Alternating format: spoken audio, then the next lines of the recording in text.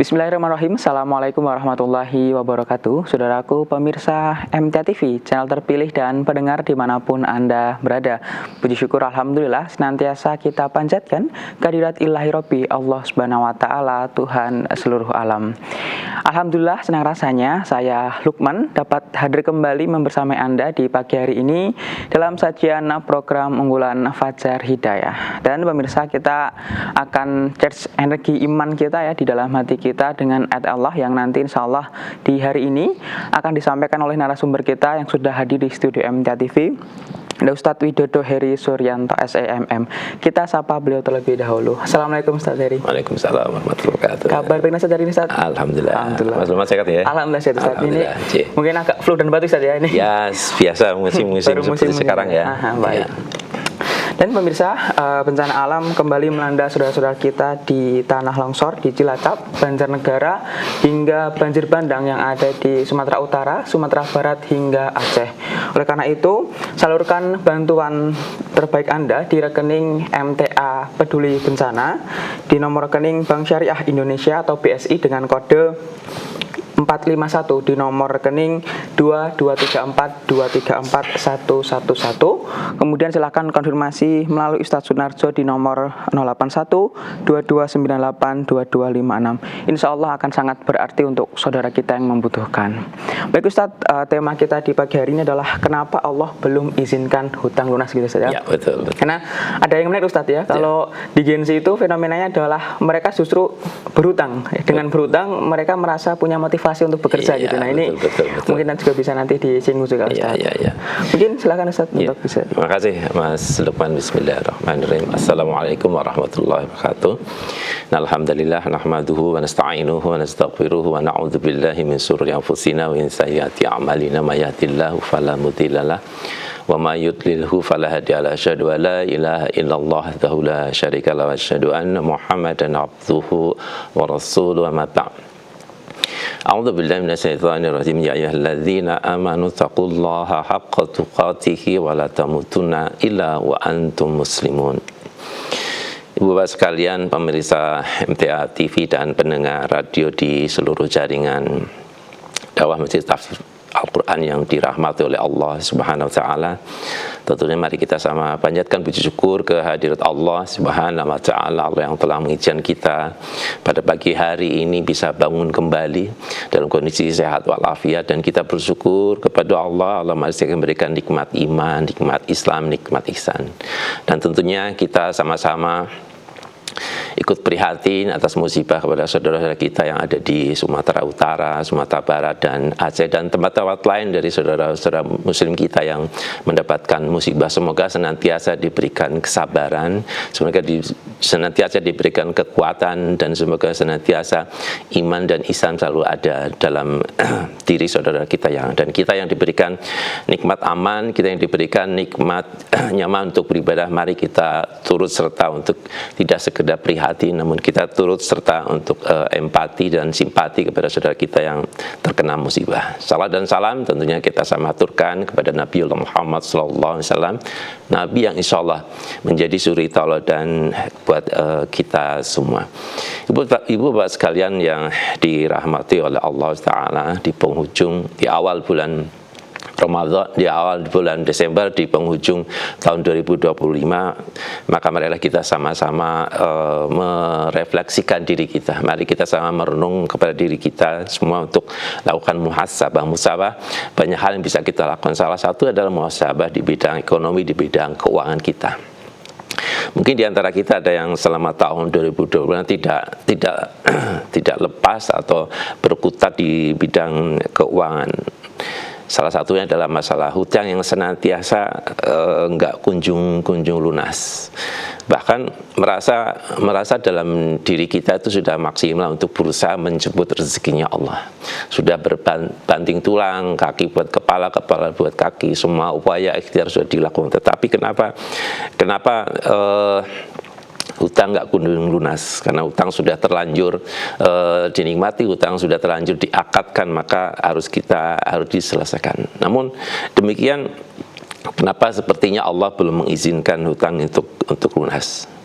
Ini permasalahannya bukan karena kurang usaha, tetapi ini ujian kesabaran dalam kita menghadapi kehidupan ini. Maka pada pagi hari ini mari kita sama renungkan untuk kembali melihat, merefleksikan apa yang sudah kita lakukan di tahun ini terkait dengan utang. Karena yang namanya kesulitan tadi saya sampaikan, kesulitan adalah bagian yang tidak terpisahkan dari kehidupan kita manusia. Musibah yang saat ini sekarang sedang melanda di belahan utara Sumatera, mungkin ada kemiskinan atau kehilangan harta, mungkin kita diberikan sakit di bulan-bulan Desember, banyak sakit yang terkait dengan ispa gitu kan, biasanya batuk pilek, tenggorokan dan sebagainya. Atau mungkin justru di sepanjang tahun 2025 banyak sekali kegagalan usaha, entah itu PHK atau omsetnya turun, atau banyak cabang-cabang usaha kita yang tertutup dan sebagainya. Tentunya kesulitan keuangan menghantui diri kita. Dan apalagi kalau kita sudah terlanjur menggunakan hutang untuk usaha kita atau hutang untuk konsumsi dan sebagainya, dan setelah kita berikhtiar kok nggak kunjung-kunjung lunas. Nah, terkait dengan hutang ini tentunya mungkin perlu kita melakukan muhasabah di bidang keuangan kita. Kenapa Allah belum mengizinkan? Tentunya ada proses pembelajaran yang mesti harus kita ambil, karena kita sedang diuji di level kesabaran kita sedang diuji terkait dengan keikhlasan kita dalam menjemput rezekinya Allah. Maka mari kita rubah cara berpikir kita tentang bagaimana rezeki dan menjalankan kehidupan itu. Mungkin ada hal-hal yang perlu dibenahi dalam kehidupan kita, dalam kita menjalankan usaha kita, dalam kita menjalankan kehidupan kita, dalam kita berusaha untuk melunasi hutang. Sesungguhnya Allah sudah memberikan satu solusi kepada kita semua, sering dibahas di beberapa kajian, di beberapa majelis ta'lim. Solusinya adalah iman dan takwa sebagai bekal moral dan spiritual agar senantiasa kuat menjalankan kehidupan ini.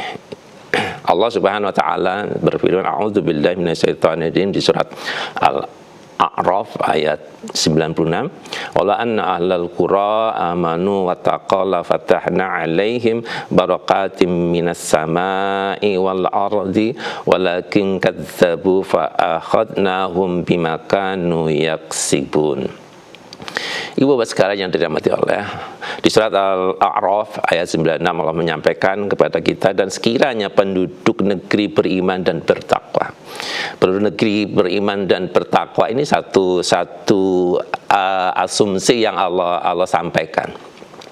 Satu informasi yang Allah sampaikan kepada kita, sekiranya penduduk negeri beriman dan bertakwa. Penduduk di sini tidak bisa mulai dari individu, kemudian rumah tangga, bisa dimulai dengan satu kampung, satu kelurahan, satu kecamatan, satu kabupaten, satu negara. Apalagi penduduk negeri itu beriman dan bertakwa, pasti di sini ada satu jaminan dari Allah.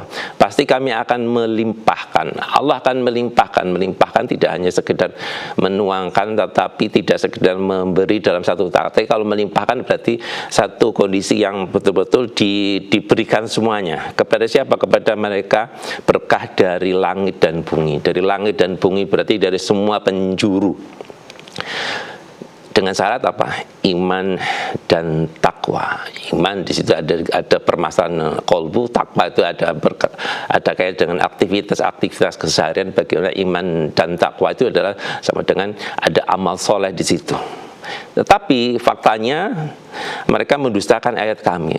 Faktanya adalah tidak beriman dan tidak bertakwa. Maka ada konsekuensinya tentunya ketika Allah memberikan kabar baik, karena beriman dan bertakwa ada kelimpahan berkah dari dengan bumi. Tapi ketika mendustakan ayat Allah, maka kami siksa mereka.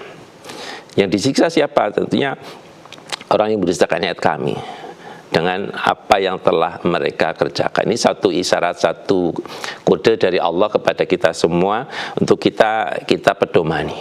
Jadi senjatanya kita sebagai beriman, modal spiritual, modal moral kita adalah iman dan takwa. Janji Allah kepada orang beriman tentunya akan ditepati dan selalu ditetapi. Maka pertanyaannya, apakah bagian dari orang beriman dan bertakwa, atau justru sebaliknya bagian dari orang-orang yang mendustakan ayat Allah. Maka ini penting untuk kita muhasabah kepada diri kita selama tahun 2025. Apa kita bagian orang yang beriman dan bertakwa, atau kita bagian dari orang yang mendustakan ayat Allah? Karena ini nanti akan ngaruh kepada bagaimana kita menjalankan kehidupan. Ada nggak rasa takut, rasa gelisah? Ketika kita sebagai orang yang bertakwa, maka rasa takut, rasa gelisah itu tentunya akan hilang. Rasa takut kepada Allah hanya bukan menyangkut masalah bagaimana ada ketakutan dalam diri kita kepada Allah. Jadi bagi orang yang tidak bertakwa, ketakutan kepada urusan dunia. Tapi bagi orang bertakwa, kita ada rasa takut kepada Allah. Di dalamnya ada kesadaran, ada pengendalian diri untuk senantiasa punya komitmen untuk menjalankan hidupnya di dalam kerangka syariat yang telah ditetapkan oleh Allah dalam segala kondisi. Nah, bagi orang yang bertakwa tentunya kita harus mampu untuk menjaga diri. Menjaga dari apa? Dari perbuatan-perbuatan yang cenderung ke arah dosa, berusaha taat di kala lapang maupun sempit, dan tidak tergelincir ke dalam kemusyrikan maupun kemaksiatan. Inilah yang menjadikan Allah mencurahkan rezekinya dari melimpahkan rezeki, keberkahan dari langit dan bumi. Karena apa?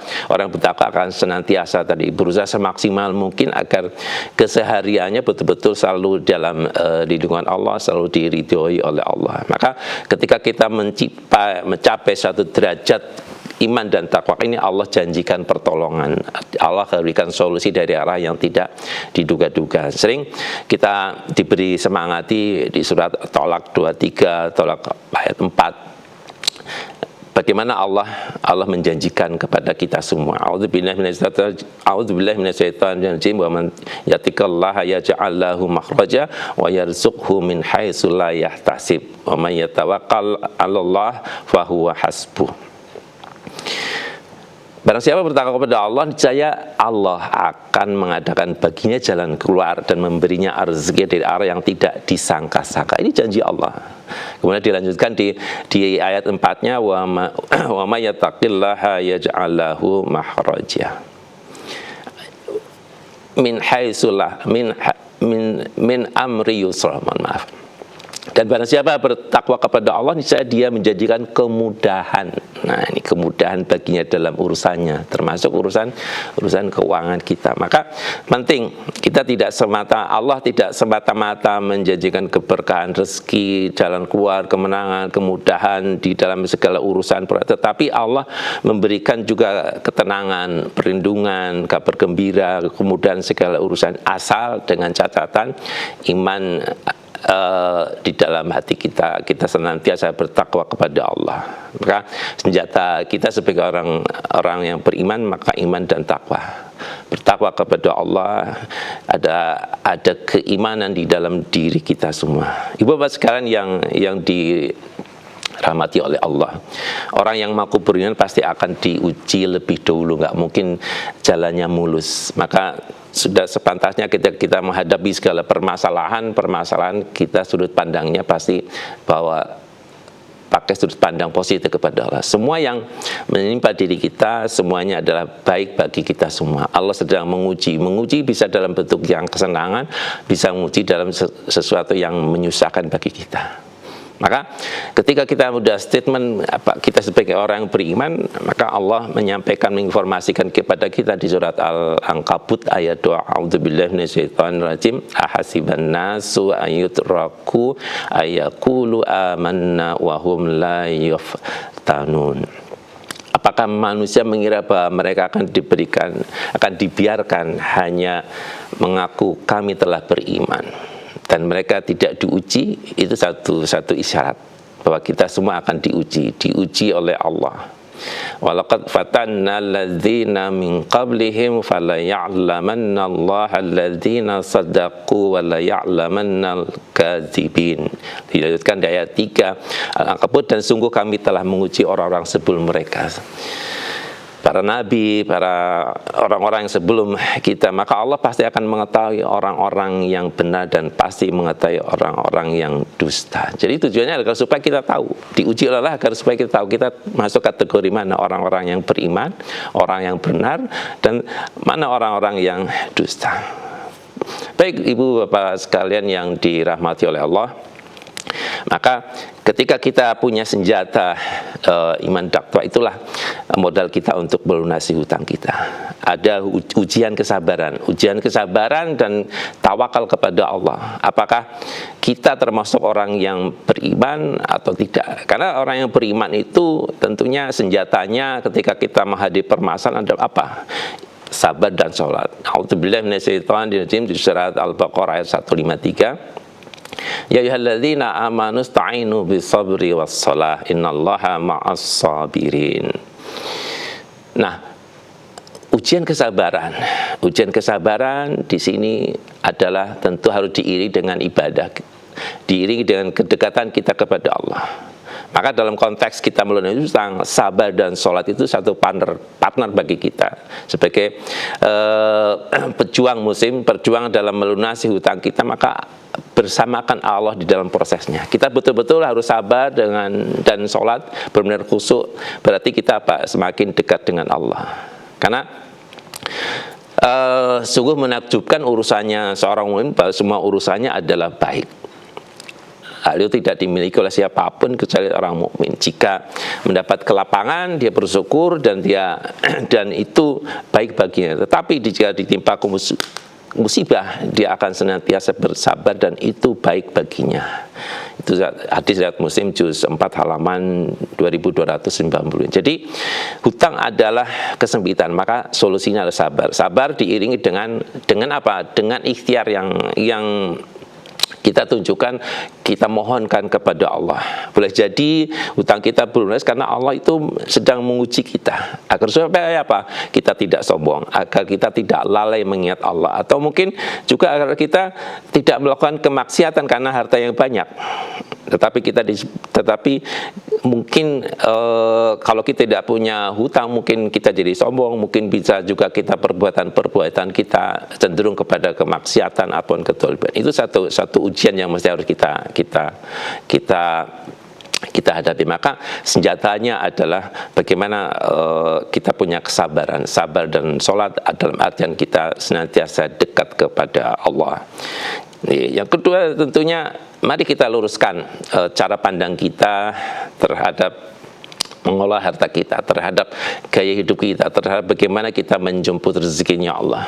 Tentunya harus diikuti dengan satu perubahan yang ada dalam diri kita. Semua aktivitas kita bisa berubah lebih baik atau berubah menjadi buruk, itu tergantung kita, tergantung manusianya.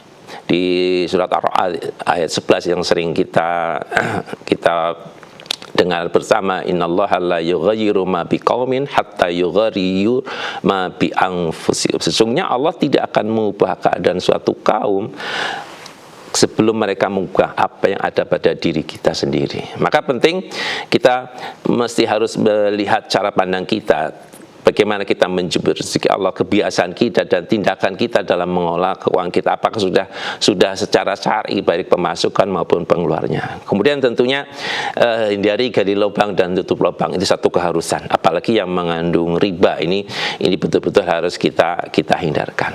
Kemudian tentunya, nah ini sering jadi problem kita bersama adalah bagaimana kita menahan gaya hidup kita. Sering kita lupa bahwa ada satu hal yang bisa kita manage dengan baik, yaitu bagaimana gaya hidup kita sesuaikan antara kemampuan dan kebutuhan. Karena apa? Karena memang penghasilan kita terbatas. Maka solusinya adalah kita harus bisa menahan hawa nafsu kita harus bisa menahan gengsi kita harus bisa menahan keinginan yang ada dalam pandangan mata kita, sehingga kita tidak mengikuti hawa nafsu dalam membelanjakan harta kita. Kita pastikan 1 rupiah yang kita dapatkan sebagai rezeki dari Allah yang halal dan thayyib, maka kita juga harus mampu mempertanggungjawabkan 1 rupiah di hadapan Allah, apakah sudah digunakan untuk jalan-jalan yang diridhoi oleh Allah. Ini satu penting, ini satu lifestyle, satu gaya hidup yang masih harus kita kita internalisasi dalam kolbu kita, harus kita tanamkan dalam diri kita, lifestyle kita. Kenapa? Ketika kita melalaikan kewajiban kita, hanya mengutamakan lifestyle kita, gaya hidup kita, maka disitulah kita ada permasalahan dalam kehidupan kita. Apa? Karena penghasilan kita yang terbatas. Berikutnya tentunya apa yang harus kita lakukan? Ikhtiarnya. Kalau tadi sikap mental yang harus kita perbaiki, tentunya ikhtiar yang bisa kita lakukan tentunya mari kita fokus. Kalau punya utang banyak, maka solusinya tunda kesenangan. Prioritaskan kita untuk menunaikan kewajiban-kewajiban kita. Kalau pendapatan kita kurang, ya skill dan relasi kita tingkatkan, attitude, akhlak dan adab kita berbagi. Kalau kita boros, tentunya tentukan prioritas keuangan kita, mana yang penting. Kita catat pengeluaran kita, bedakan antara keinginan dan kebutuhan. Ini yang paling berat di sini ikhtiarnya. Karena kita kadang tergoda oleh hawa nafsu kita untuk mengikuti apa yang kita inginkan, bukan yang dibutuhkan. Itu penting. Kedua, tentunya skala prioritas, lunasi hutang-hutang yang ada. Katakanlah mungkin kita diberikan utang kepada si fulan, si A, ke lembaga keuangan si B, lembaga keuangan yang lain, maka tentukan skala prioritas. Biasanya yang kecil-kecil dulu, biar ada ikhtiar bagi kita untuk senantiasa berkurang. Dan tentunya jangan sampai kita menunda hutang, karena menunda hutang itu, Masya Allah, itu satu perbuatan kedzaliman. Kenapa? Nanti kalau kita menunda hutang, maka sesungguhnya tidak ada keseriusan dalam kita menyelesaikan kewajiban kita. Di dalam satu hadis dari Abu Hurairah radhiyallahu anhu, dari Nabi SAW bersabda, barang siapa mengambil berhutang harta manusia sedang dia ingin mengembalikannya, maka Allah akan mengembalikannya. Satu keseriusan ketika kita mau mengurangi kewajiban kita, mengurangi hutang kita, maka Allah akan membantu kita. Dan barang siapa mengambil atau berhutang sedang dia ingin membinasakannya, maksudnya tidak ingin mengembalikannya atau tidak melunasi, maka Allah akan membinasakan padanya. Ini satu wanti-wanti dari Allah. Jadi penting bagi kita untuk supaya senantiasa punya keinginan dan dilakukan dalam bentuk nyata. Ini hadis riwayat Bukhari juz 3 halaman 82. Nah, ini penting bagi kita.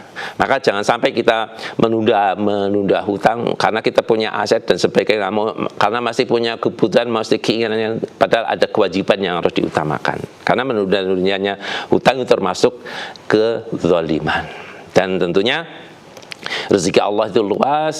Yang ketiga tentunya mari, kalau kita merasa penghasilan kita tidak cukup, cari penghasilan tambahan. Insya Allah senantiasa membuka peluang bagi kita. Tinggal bagaimana Allah yang sudah menyediakan rezekinya kepada kita, bagaimana kita mau berikhtiar untuk menjemput rezekinya Allah. Dan tentunya terakhir, perbanyak istighfar, harus sabar dan tawakal, dan tentunya jangan sampai lupa kita berdoa kepada Allah, memohon kepada Allah di setiap sholat, di setiap kesempatan, agar supaya kita semua berlindung kepada Allah, berlindung dari perbuatan dosa, dan tentunya kita berlindung daripada satu hutang.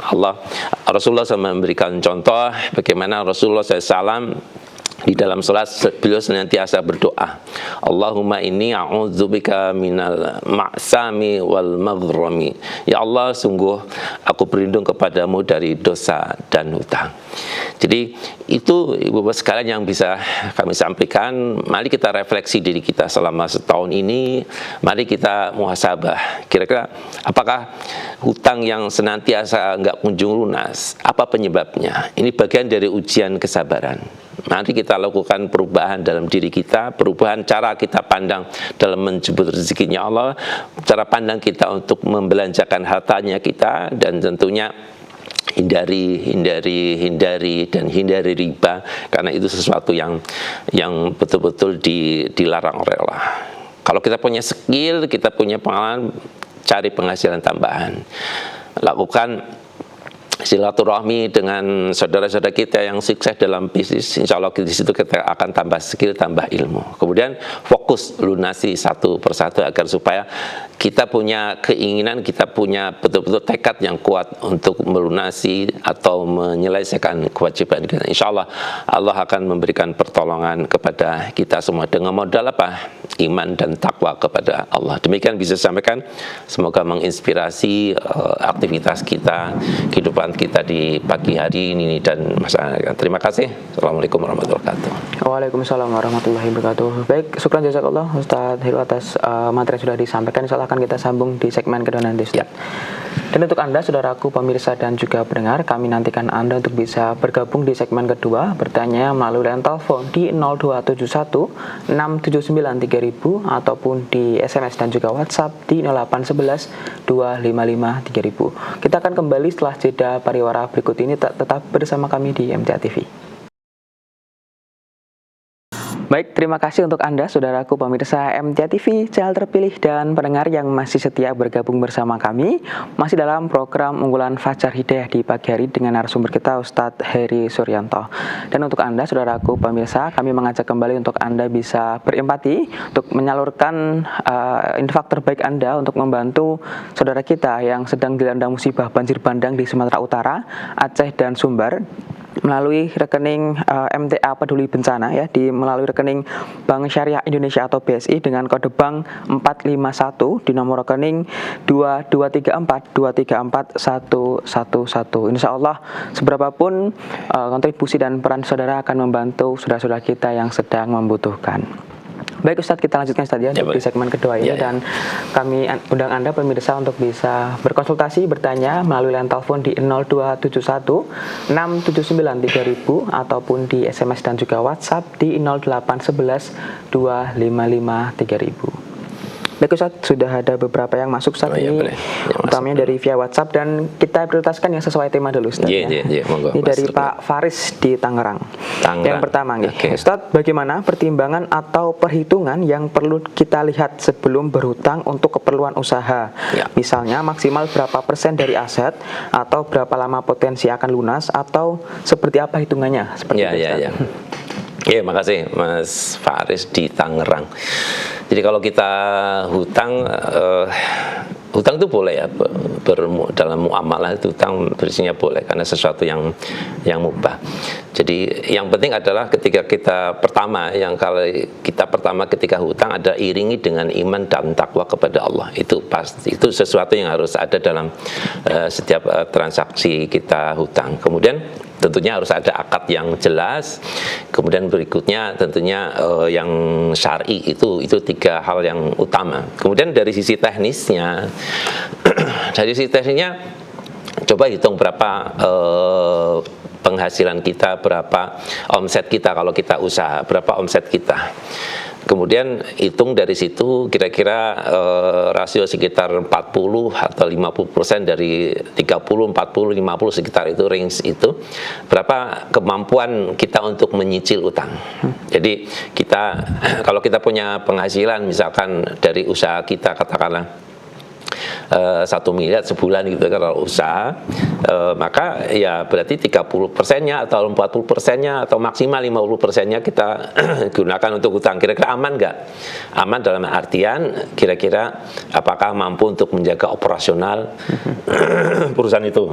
Bisa diputar lagi gitu. Ya, jadi bisa jangan sampai nanti ketika usaha hasilnya justru habis buat membayar utang. Nah, penting dijaga range sekitar 30, 40 atau 40%, 50%. Semakin sedikit rasionya, cicilannya semakin bagus. Nah, dari situ nanti akan bisa ditentukan berapa jangka waktunya. Jangka waktu tentunya kalau usaha nggak usah lama-lama, karena siklus usaha tentunya punya masing-masing punya sendiri-sendiri kan. Ada jualan soto siklus usahanya berapa tahun, jualan fashion baju juga siklusnya ada berapa tahun. Trennya seperti itu.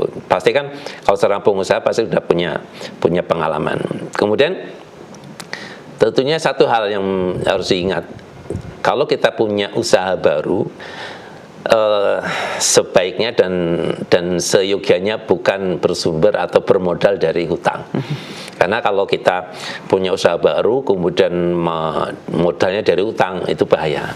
Karena di situ kita belum punya pengalaman, kita belum bisa mempelajari siklus bisnisnya, dan ada potensi gagal itu tinggi. Sehingga kalau kita gagal, sementara di sisi lain kita menggunakan modal usaha dari lembaga keuangan, nah di situ ada permasalahan. Karena itu kan satu kewajiban. Kewajiban jangan sampai justru menjadi permasalahan kehidupan kita. Itu kemudian dari besarnya aset kita, dari harta kita berapa persen sih?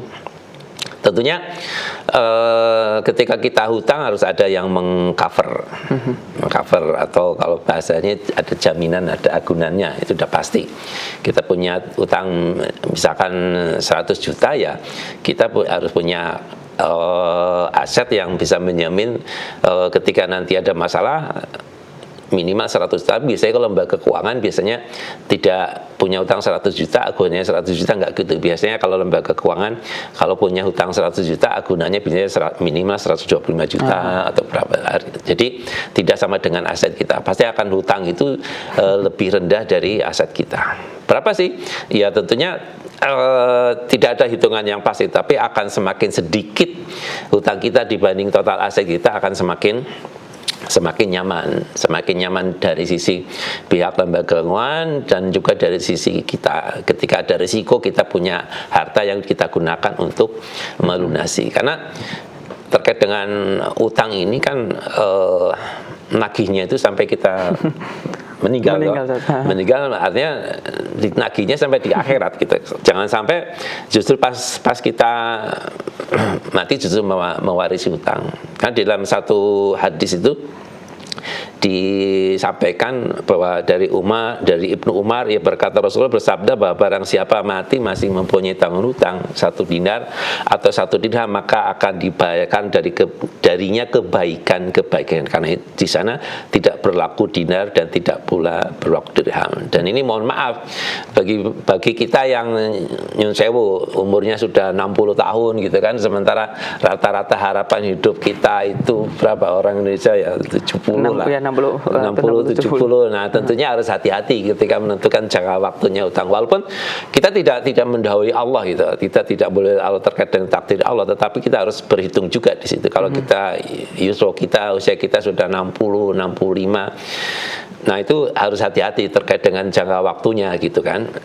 Dan sebaiknya sih sebagainya jangan nambah utang lah di usia-usia seperti itu gitu. Mungkin bagi yang kayak Mas Lukman gitu mau usaha, masih punya energi yang cukup, walaupun yang namanya takdir Allah terkait dengan kematian tidak pandang umur, tidak pandang muda atau ada tua, tetapi itu bagian dari mitigasi risiko lah.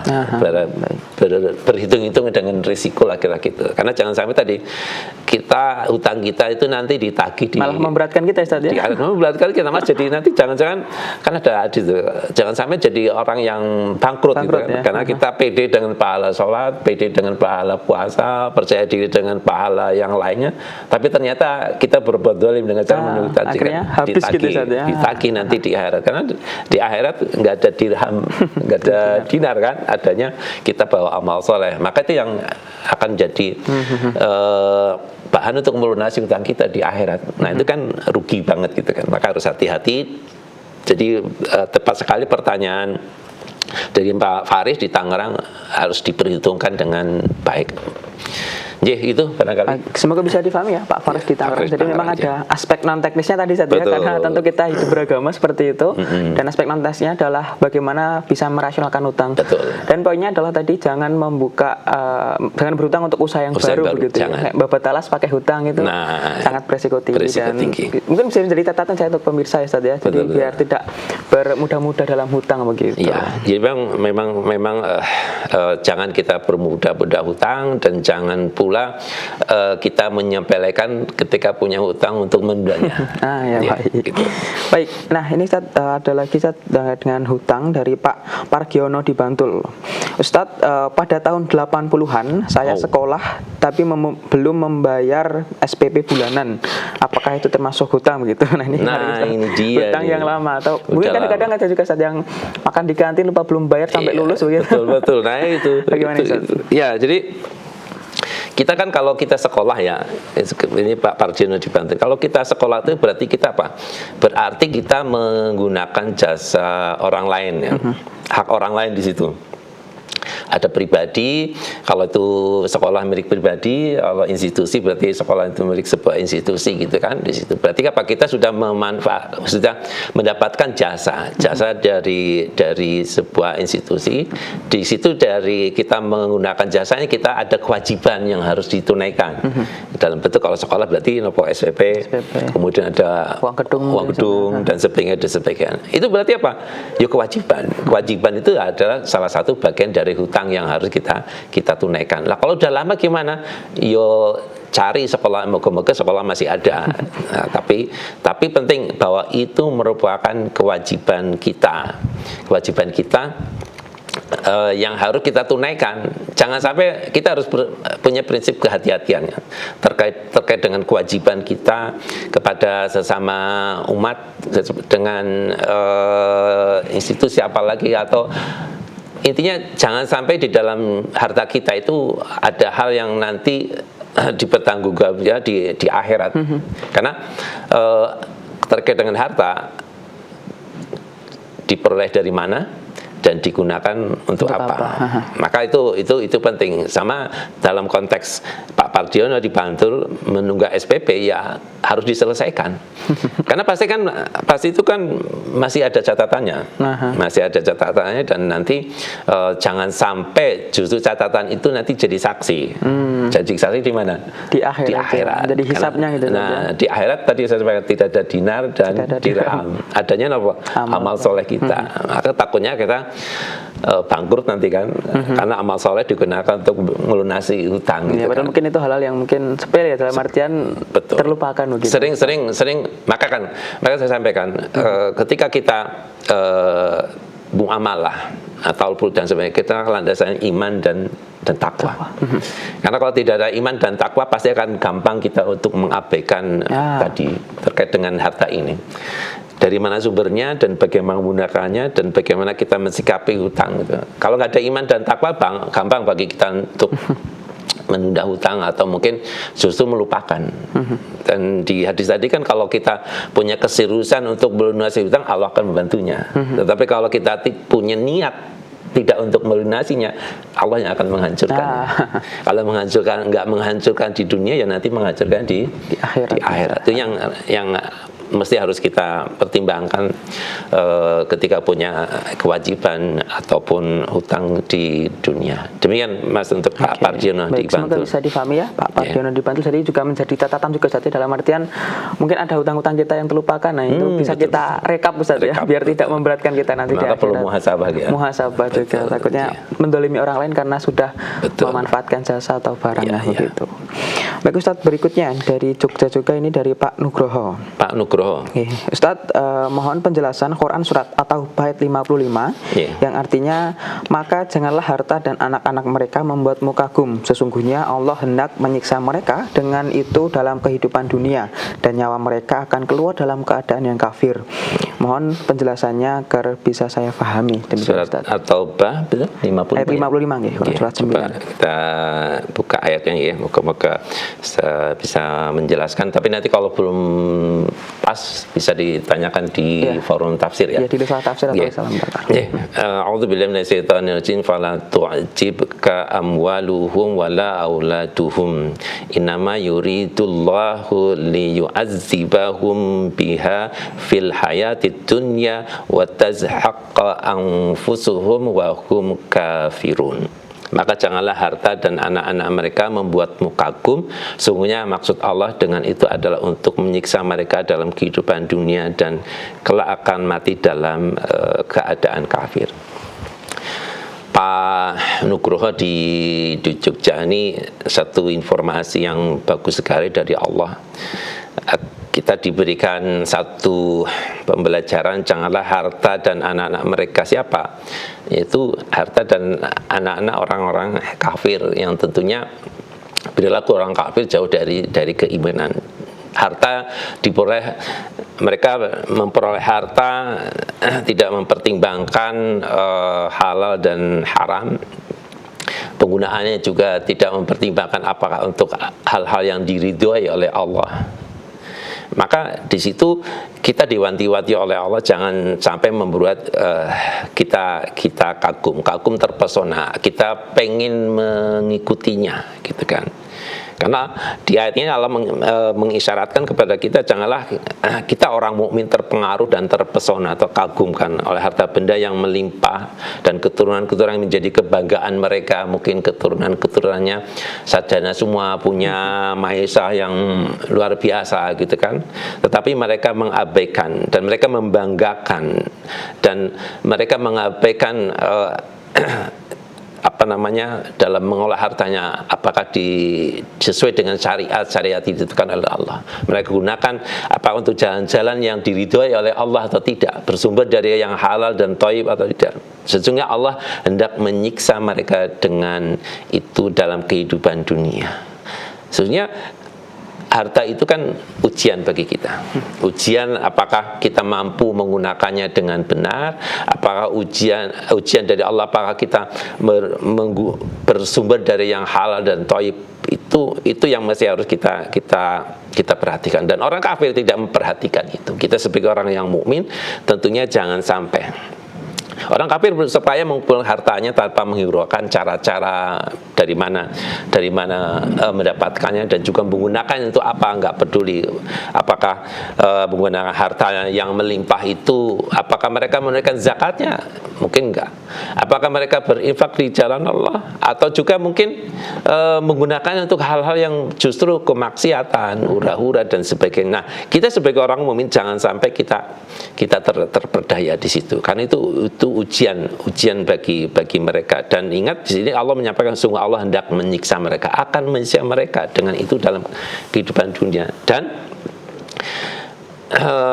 kelaknya mereka keluar dengan susah payah. Ini satu hal yang menakutkan buat kita semua. Sedangkan mereka dalam keadaan kafir. Ini yang mesti harus diantisipasi.